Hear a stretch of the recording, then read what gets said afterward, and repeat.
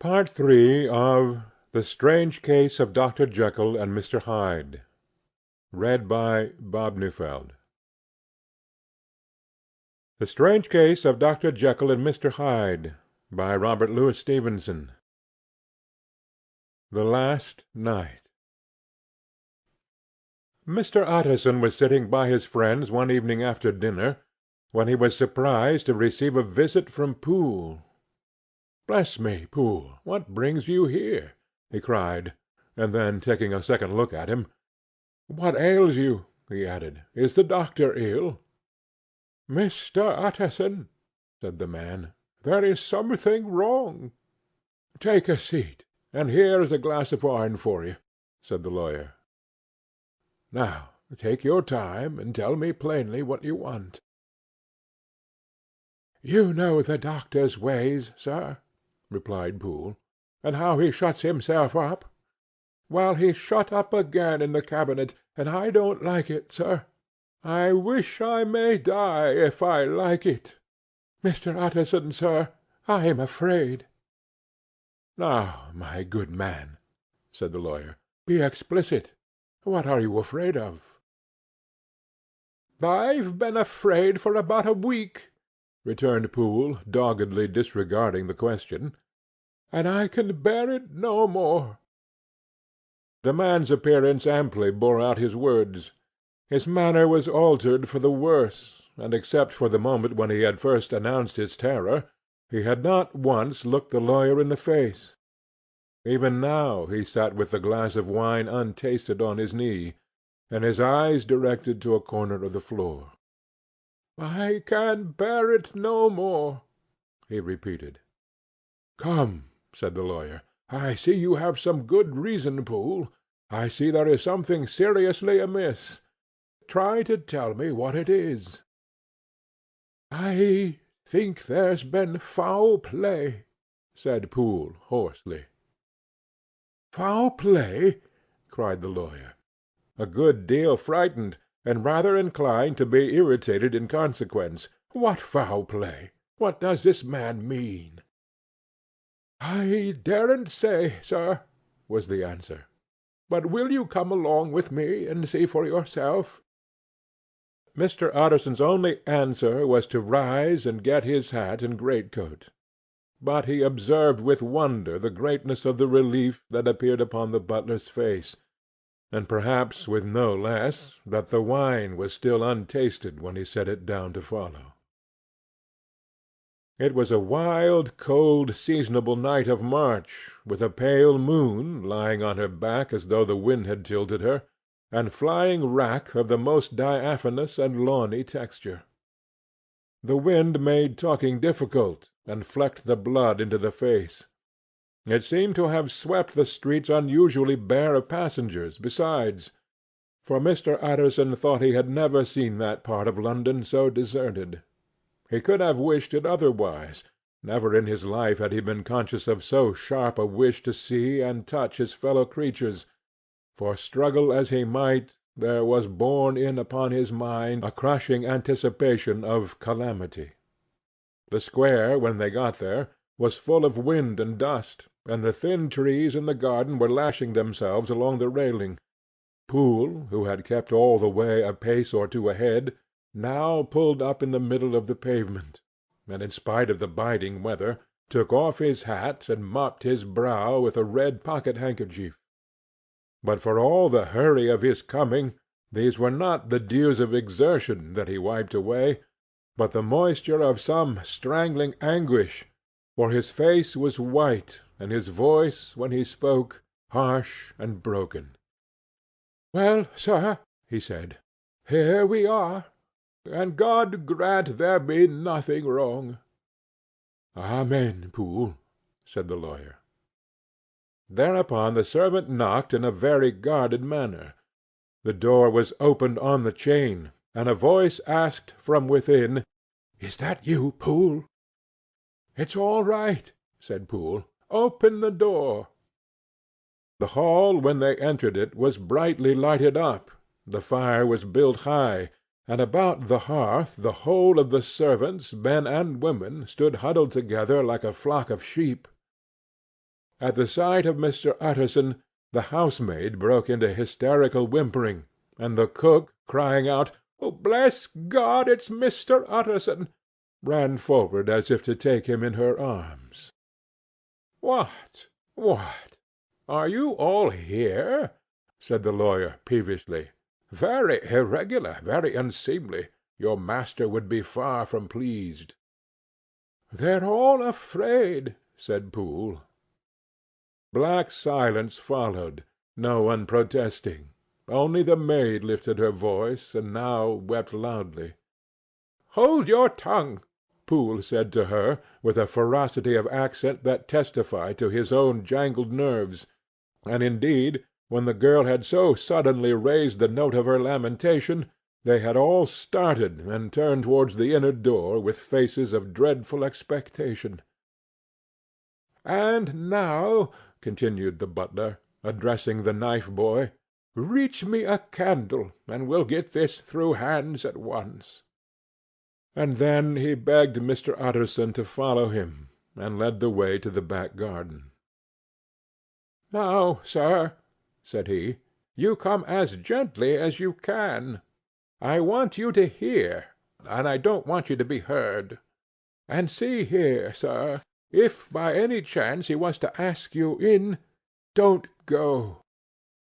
Mr. Utterson's nerves, at this unlooked-for termination, gave a jerk that nearly threw him from his balance; but he recollected his courage, and followed the butler into the laboratory building through the surgical theatre, with its lumber of crates and bottles, to the foot of the stair. Here Poole motioned him to stand on one side and listen, while he himself, setting down the candle, and making a great and obvious call on his resolution, mounted the steps, and knocked with a somewhat uncertain hand on the red baize of the cabinet door. "Mr. Utterson, sir, asking to see you," he called, and even as he did so, once more violently signed to the lawyer to give ear. A voice answered from within. "Tell him I cannot see any one," it said complainingly. "Thank you, sir," said Poole, with a note of something like triumph in his voice, and taking up his candle, he led Mr. Utterson back across the yard and into the great kitchen, where the fire was out and the beetles were leaping on the floor. "Sir," he said, looking Mr. Utterson in the eyes, "was that my master's voice?" "It seems much changed," replied the lawyer, very pale, but giving look for look. "Changed? Well, yes, I think so," said the butler. "Have I been 20 years in this man's house to be deceived about his voice? No, sir. Master's made away with. He was made away with 8 days ago, when we heard him cry out upon the name of God. And who's in there instead of him, and why it stays there, is a thing that cries to heaven, Mr. Utterson." "This is a very strange tale, Poole. This is rather a wild tale, my man," said Mr. Utterson, biting his finger. "Suppose it were as you suppose, supposing Dr. Jekyll to have been, well, murdered, what could induce the murderer to stay? That won't hold water. It doesn't commend itself to reason." "Well, Mr. Utterson, you are a hard man to satisfy. But I'll do it yet," said Poole. "All this last week, you must know, him, or it, or whatever it is that lives in that cabinet, has been crying night and day for some sort of medicine, and cannot get it to his mind. It was sometimes his way, the master's, that is, to write his orders on a sheet of paper and throw it on the stair. We've had nothing else this week back, nothing but papers and a closed door and the very meals left there to be smuggled in when nobody was looking. Well, sir, every day, aye, and twice and thrice in the same day, there have been orders and complaints, and I have been sent flying to all the wholesale chemists in town. Every time I brought the stuff back, there would be another paper telling me to return it, because it was not pure, and another order to a different firm. This drug is wanted bitter bad, sir, whatever for." "Have you any of these papers?" asked Mr. Utterson. Poole felt in his pocket and handed out a crumpled note, which the lawyer, bending nearer to the candle, carefully examined. Its contents ran thus: "Dr. Jekyll presents his compliments to Messrs. Maw. He assures them that their last sample is impure and quite useless for his present purpose.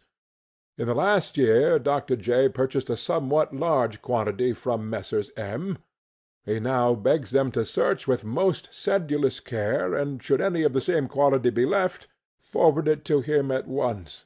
Expense is no consideration. The importance of this to Dr. J. could hardly be exaggerated." So far the letter had run composedly enough, but here, with a sudden splutter of the pen, the writer's emotion had broken loose. "For God's sake," he added, "find me some of the old." "This is a strange note," said Utterson, and then sharply, "How do you come to have it open?" "The man at Maw's was main angry, sir, and he threw it back to me like so much dirt," returned Poole. "This is unquestionably the doctor's hand, do you know?" resumed the lawyer. "I thought it looked like it," said the servant rather sulkily, and then with another voice, "But what matters hand of right?" he said. "I've seen him." "Seen him?" repeated Mr. Utterson. "Well?" "That's it," said Poole. "It was this way. I came suddenly into the theatre from the garden. It seems he had slipped out to look for this drug, or whatever it is, for the cabinet door was open, and there he was at the far end of the room digging among the crates. He looked up when I came in, gave a kind of cry, and whipped upstairs into the cabinet. It was but for 1 minute that I saw him, but the hair stood upon my head like quills. Sir, if that was my master, why had he a mask upon his face? If it was my master, why did he cry out like a rat and run from me? I have served him long enough, and then—" The man paused and passed his hand over his face. "These are all very strange circumstances," said Mr. Utterson, "but I think I begin to see daylight. Your master, Poole, is plainly seized with one of those maladies that both torture and deform the sufferer. Hence, for aught I know, the alteration of his voice; hence the mask and the avoidance of his friends; hence the eagerness to find this drug, by means of which the poor soul retains some hope of ultimate recovery. God grant that he be not deceived. There is my explanation. It is sad enough, Poole, aye, and appalling to consider, but it is plain and natural, hangs well together, and delivers us from all exorbitant alarms." "Sir," said the butler, turning to a sort of mottled pallor, "that thing was not my master, and there's the truth. My master," here he looked round him and began to whisper, "is a tall fine build of a man, and this was more of a dwarf." Utterson attempted to protest. "Oh, sir," cried Poole, "do you think I do not know my master after 20 years?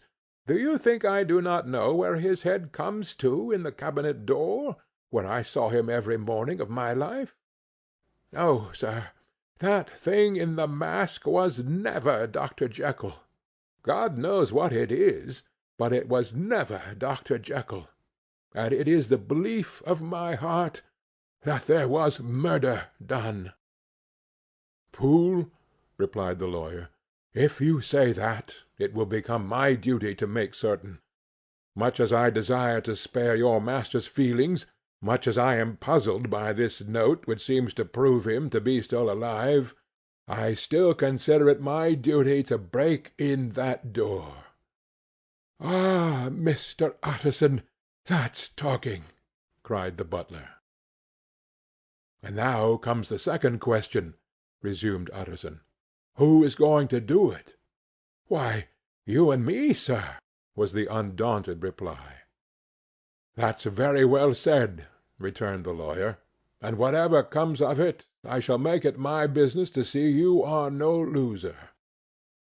"There is an axe in the theatre," continued Poole, "and you might take the kitchen poker for yourself."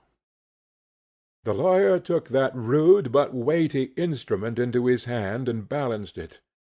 "Do you know, Poole," he said, looking up, "that you and I are about to place ourselves in a position of some peril?"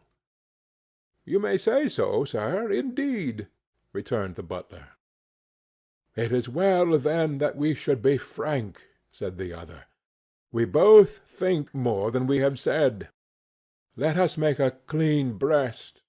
This masked figure that you saw, did you recognize it?" "Well, sir, it went so quick, and the creature was so doubled up, that I could hardly swear to it," was the answer. "But if you mean, was it Mr. Hyde? Why, yes, I think it was. You see, it was much of the same bigness, and it had the same quick, light way with it, and then who else could have got in by the laboratory door? You have not forgot, sir, that at the time of the murder he had still the key with him. But that's not all. I don't know, Mr. Utterson, if you ever met this Mr. Hyde?" "Yes," said the lawyer, "I once spoke with him."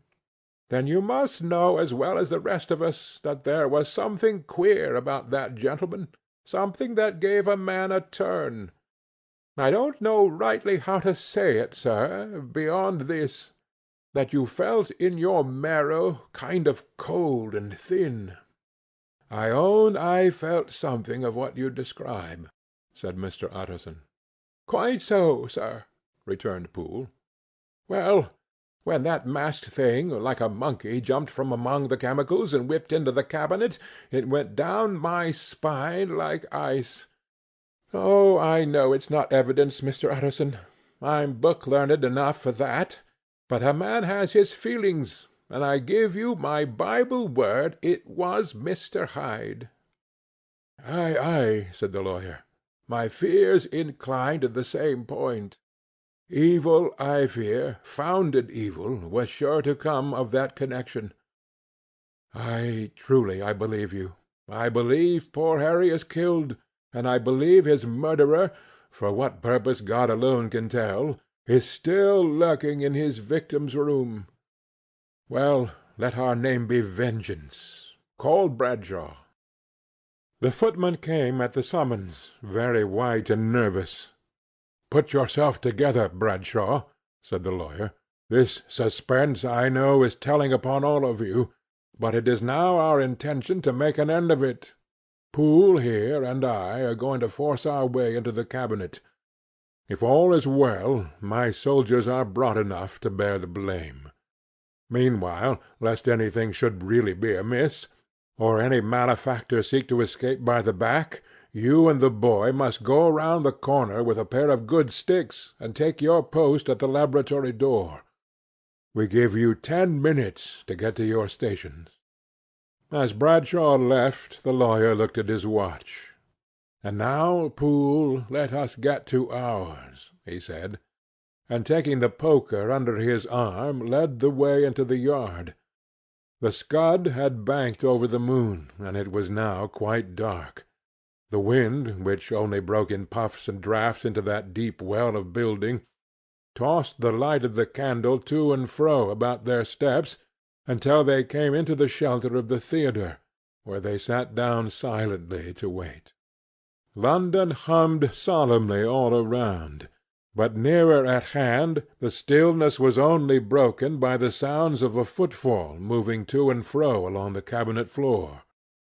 "So it will walk all day, sir," whispered Poole. "Aye, and the better part of the night. Only when a new sample comes from the chemist there's a bit of a break. Ah, it's an ill conscience that's such an enemy to rest. Oh, sir, there's blood foully shed in every step of it. But hark again a little closer. Put your heart in your ears, Mr. Utterson, and tell me, is that the doctor's foot?" The steps fell lightly and oddly, with a certain swing, for they all went so slowly. It was different indeed from the heavy creaking tread of Henry Jekyll. Utterson sighed. "Is there never anything else?" he asked. Poole nodded. "Once," he said, "once I heard it weeping." "Weeping? How that?" said the lawyer, conscious of a sudden chill of horror. "Weeping like a woman, or a lost soul," said the butler. "I came away with that upon my heart that I could have wept too." But now the 10 minutes drew to an end. Poole disinterred the axe from under a stack of packing straw. The candle was set upon the nearest table to light them to the attack, and they drew near with bated breath to where that patient foot was still going up and down in the quiet of the night. "Jekyll," cried Utterson with a loud voice, "I demand to see you." He paused a moment, but there came no reply. "I give you fair warning. Our suspicions are aroused, and I must and shall see you," he resumed. "If not by fair means, then by foul. If not by your consent, then by brute force." "Utterson," said the voice, "for God's sake, have mercy." "Ah, that's not Jekyll's voice. It's Hyde's," cried Utterson. "Down with the door, Poole." Poole swung the axe over his shoulder. The blow shook the building, and the red baize door leaped against the lock and hinges. A dismal screech, as of mere animal terror, rang from the cabinet. Up went the axe again, and again the panels crashed and the frame bounded. 4 times the blow fell, but the wood was tough and the fittings were of excellent workmanship, and it was not until the 5th that the lock burst and the wreck of the door fell inwards on the carpet. The besiegers, appalled by their own riot and the stillness that had succeeded, stood back a little and peered in. There lay the cabinet before their eyes in the quiet lamplight, a good fire glowing and chattering on the hearth, the kettle singing its thin strain, a drawer or two open, papers neatly set forth on the business table, and, nearer the fire, the things laid out for tea. The quietest room, you would have said, and, but for the glazed presses full of chemicals, the most commonplace that night in London. Right in the middle there lay the body of a man, sorely contorted and still twitching. They drew near on tiptoe, turned it on its back, and beheld the face of Edward Hyde. He was dressed in clothes far too large for him, clothes of the doctor's bigness.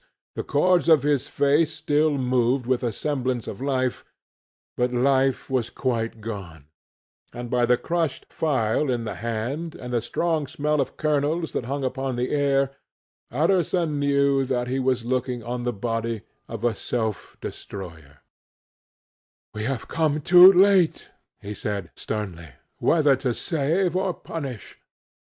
Hyde is gone to his account, and it only remains for us to find the body of your master." The far greater proportion of the building was occupied by the theatre, which filled almost the whole ground story and was lighted from above, and by the cabinet, which formed an upper story at one end and looked upon the court. A corridor joined the theatre to the door on the by-street, and with this the cabinet communicated separately by a second flight of stairs. There were besides a few dark closets and a spacious cellar. All these they now thoroughly examined. Each closet needed but a glance, for all were empty, and all, by the dust that fell from their doors, had stood long unopened. The cellar, indeed, was filled with crazy lumber, mostly dating from the times of the surgeon who was Jekyll's predecessor, but even as they opened the door they were advertised of the uselessness of further search by the fall of a perfect mat of cobweb which had for years sealed up the entrance. Nowhere was there any trace of Henry Jekyll, dead or alive. Poole stamped on the flags of the corridor. "He must be buried here," he said, hearkening to the sound. "Or he may have fled," said Utterson, and he turned to examine the door in the by-street. It was locked, and lying near by on the flags they found the key, already stained with rust. "This does not look like use," observed the lawyer. "Use!" echoed Poole. "Do you not see, sir, it is broken, much as if a man had stamped on it." "Ay," continued Utterson, "and the fractures too are rusty." The two men looked at each other with a scare. "This is beyond me, Poole," said the lawyer. "Let us go back to the cabinet." They mounted the stair in silence, and still with an occasional awestruck glance at the dead body, proceeded more thoroughly to examine the contents of the cabinet. At one table there were traces of chemical work, various measured heaps of some white salt being laid on glass saucers, as though for an experiment in which the unhappy man had been prevented. "That is the same drug that I was always bringing him," said Poole, and even as he spoke the kettle, with a startling noise, boiled over. This brought them to the fireside, where the easy-chair was drawn cosily up, and the tea-things stood ready at the sitter's elbow, the very sugar in the cup. There were several books on a shelf. One lay beside the tea-things open, and Utterson was amazed to find it a copy of a pious work, for which Jekyll had several times expressed a great esteem, annotated in his own hand with startling blasphemies. Next, in the course of their review of the chamber, the searchers came to the cheval glass, into whose depths they looked with an involuntary horror. But it was so turned as to show them nothing but the rosy glow playing on the roof, the fire sparkling in 100 repetitions along the glazed front of the presses, and their own pale and fearful countenances stooping to look in. "This glass has seen some strange things, sir," whispered Poole. "And surely none stranger than itself," echoed the lawyer in the same tones. "For what did Jekyll—" He caught himself at the word with a start, and then, conquering the weakness, "What did Jekyll want with it?" he said. "You may say that," said Poole. Next they turned to the business table. On the desk, among the neat array of papers, a large envelope was uppermost, and bore in the doctor's hand the name of Mr. Utterson. The lawyer unsealed it, and several enclosures fell to the floor. The first was a will, drawn in the same eccentric terms as the one which he had returned 6 months before, to serve as a testament in case of death, and as a deed of gift in case of disappearance. But in place of the name of Edward Hyde, the lawyer, with indescribable amazement, read the name of Gabriel John Utterson. He looked at Poole, and then back at the paper, and last of all at the dead malefactor stretched upon the carpet. "My head goes round," he said. "He has been all these days in possession. He had no cause to like me. He must have raged to see himself displaced, and he has not destroyed this document." He caught up the next paper. It was a brief note in the doctor's hand, and dated at the top. "Oh, Poole!" the lawyer cried. "He was alive, and here this day. He cannot have been disposed of in so short a space. He must still be alive. He must have fled. And then, why fled? And how? And in that case, Can we venture to declare this suicide? Oh, we must be careful. I foresee that we may yet involve your master in some dire catastrophe." "Why don't you read it, sir?" asked Poole. "Because I fear," replied the lawyer solemnly.